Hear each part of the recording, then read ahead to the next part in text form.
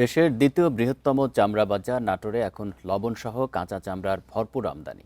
গুণগত মান ভালো হওয়ায় কেনাবেচা সন্তোষজনক হলেও আন্তর্জাতিক রাজনৈতিক পরিস্থিতি ও জ্বালানি তেলের দাম বৃদ্ধিতে দুশ্চিন্তায় ব্যবসায়ীরা। বিশেষ করে মধ্যপ্রাচ্যে যুদ্ধ ও পরিবহন খরচ বৃদ্ধিতে কোরবানির ঈদের আগে বড় লোকসানের আশঙ্কা আড়তদারদের। নাটোরের চক বৈদ্যনাথ এলাকায় দেশের দ্বিতীয় বৃহত্তম চামড়া বাজার।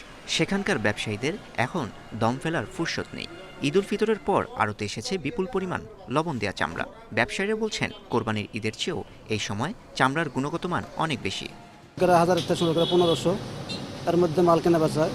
তো বেচা কেনার অবস্থা খুব ভালো। আমরা চামড়া তো কিনে নিয়ে আসি এখানে বেচতেছি 1200-1300। আমরা কেনাকাটা করেছি আকিদের জন্য। আকিদের চালান দিয়ে আমরা নির্ধারিত দামে 1600-1700-1800 মোটামুটি এরকম দামে কেনাবেচা হয়েছে।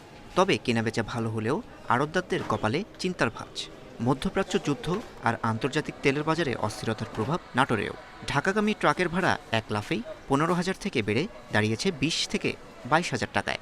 ফলে প্রতি পিস চামড়ায় খরচ বাড়ছে অন্তত 50 টাকা। জ্বালানি সংকটের কারণে অনেক বড় কোম্পানি এখনও চামড়া সংগ্রহে নামেনি। আন্তর্জাতিক বাজারে চাহিদা কমা, প্রক্রিয়াজাত করার প্রয়োজনীয় কেমিক্যালের অভাবে বিপাকে ব্যবসায়ীরা।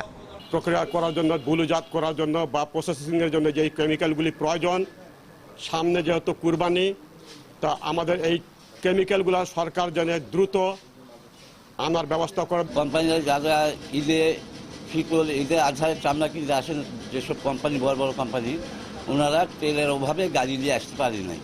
যার জন্য যারা আছে ফরিয়া কটেশ পাটি এরা এসেছে, চামড়া কিনে দিয়ে গেছে। এখনও নাটোরে বহুত চামড়া পড়ে আছে। এবার ঈদ উল ফিতরকে কেন্দ্র করে নাটোরে প্রায় 70,000 গরুর চামড়া এবং 45,000 ছাগলের চামড়া আমদানি হয়েছে। পরিবহন ও বৈশ্বিক সংকট সমাধান না হলে কোরবানির ঈদে বড় ধরনের বিপর্যয়ের শঙ্কায় সংশ্লিষ্টরা। Independent news.